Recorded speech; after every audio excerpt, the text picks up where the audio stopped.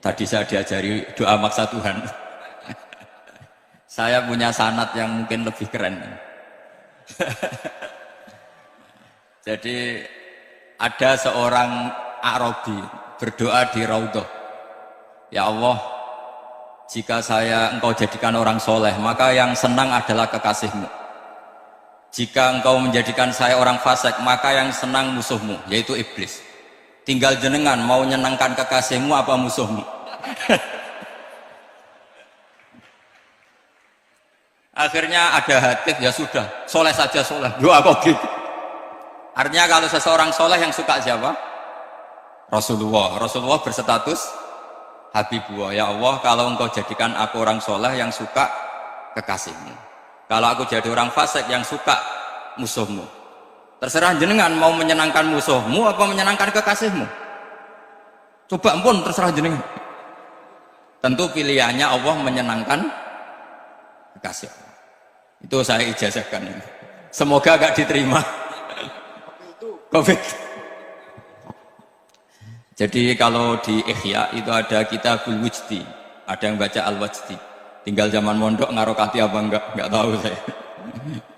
Resiko mondok Lirboyo memang gitu, kata Mbah Mun itu harus semuanya diharokati. Tapi kata Mbah Mun ini sarang, jangan harokati semua, jangan maknani semua. Kalau dalil di sini katanya kan apa itu al ilmu sayyidun wal kitabatu qaiduhu. Jadi ilmu itu ibarat hewan liar, supaya enggak liar dicancang. Tapi kata Mbah Mun ambek cancang kabeh ya ketekeken mati gitu. Jadi ini, nah saya ini kan dikatakan Gus Kafafi tadi cucu murid. Ini saya senang sekali karena memang saya jarang mau diundang pengajian umum. Karena diundang itu artinya kan makmur, diperintah. Sehingga ini sekaligus maklumat, yang nggak merasa mbah guru jangan undang saya, itu kualat nanti. Karena saya berkali-kali bilang hormat kiai itu wajib, kalau ngatur kiai itu haram. Jadi aturan mainnya jelas, hormat kiai itu wajib, seneng kiai wajib, tapi kalau ngatur kiai haram. Ngatur itu ya fatwa aja, fatwa. Begini, saya ini baru neliti, mungkin ini tahadus bin nikmat.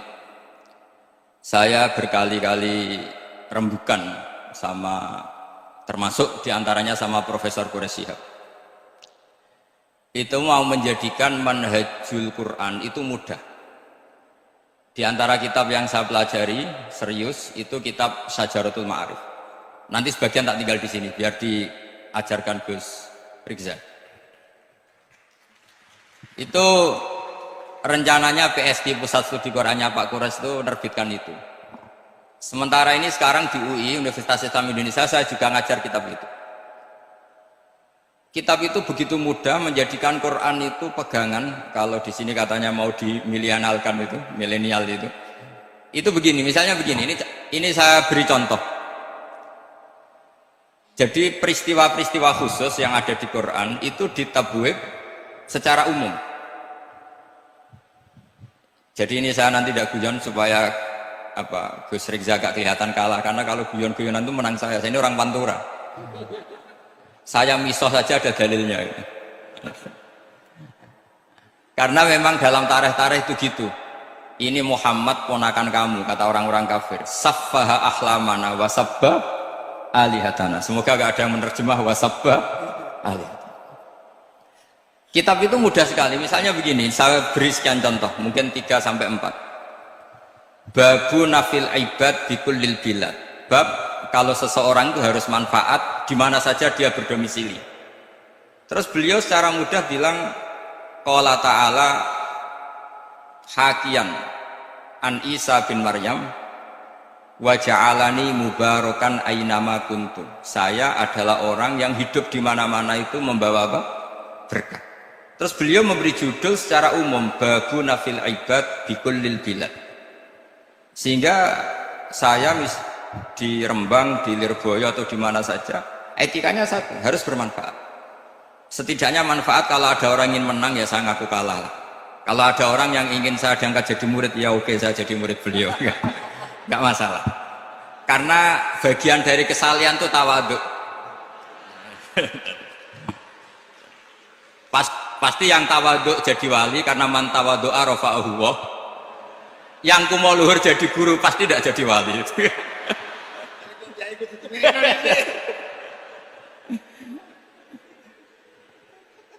Terus ada bab yang sesuai dalam konteks Indonesia. Itu juga dibabkan umum, babu saddid dzara'i. Bab menutup pintu potensi-potensi yang enggak baik. Terus beliau mengutip qala ta'ala wala tasubbul ladzina yad'una min dunillahi fayasubbullaha adwam bighairi ilm. Jadi dulu para sahabat saking semangatnya berislam, itu saking semangatnya itu sering bilang jancuk lata, jancuk uzza. Jadi ini tidak jauh-jauh dari misoh karena memang sudah dicap cangkem elek tadi. Terus mereka tanya, lalu kalau Tuhan saya jancuk, bahayanya jancuk juga Tuhan kamu. Akhirnya Allah bilang gini, Muhammad, umatmu kandhane aja misoi bro, lho kurbane aku.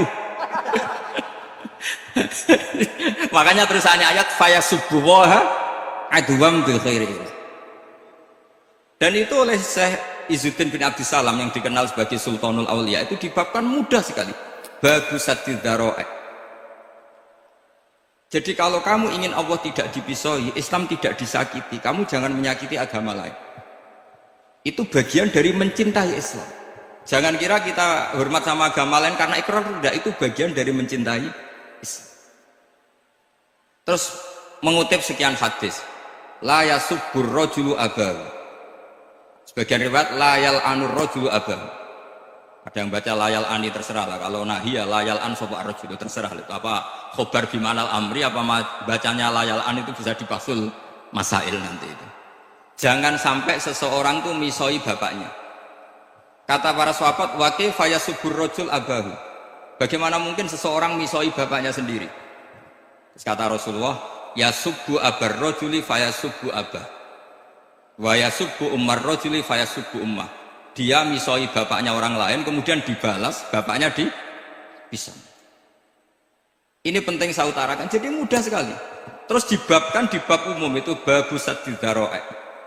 Sehingga peristiwa yang khususiyah ini menjadi bisa ditarik kesimpulan secara umum dan Quran maupun hadis mengawal kita ila yaumil kiamah. Karena kita tidak kehilangan stok untuk memaknai Quran dan hadis dengan cara yang diajarkan Syekh Izzuddin bin Abdissalam yang kita kenal, beliau termasuk Sultanul Ulama.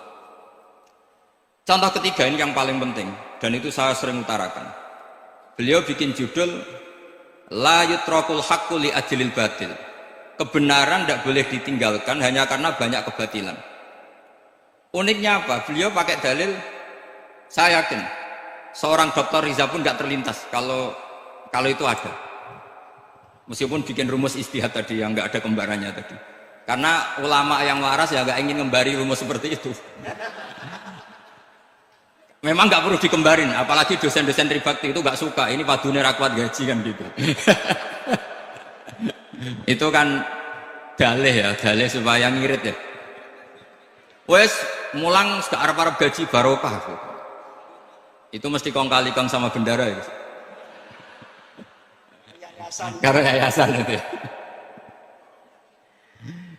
Itu ada judul la yutrakul haqqu li ajlil batil. Itu uniknya beliau hanya dalil inna sofa wal marwata min sya'airillah faman hajjal baita wa atamara fala junaha alaihi ayyat tawafa bihima. Sofa dan Marwah itu hakikatnya adalah min sya'airillah, termasuk syiar-syiarnya Allah.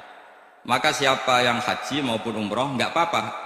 Allah dalam bahasakan itu enggak apa-apa, fala junah enggak apa-apa, terus saja tawaf di situ. Memang dalam bahasa Quran enggak bahasa sa'i tapi pakai bahasa tawaf, ayat tawafa bihima. Kata Syekh Izzuddin bin Abdissalam, di sofa ini ada Isab nama berhala, di Marwah ada Na'ilah juga nama berhala.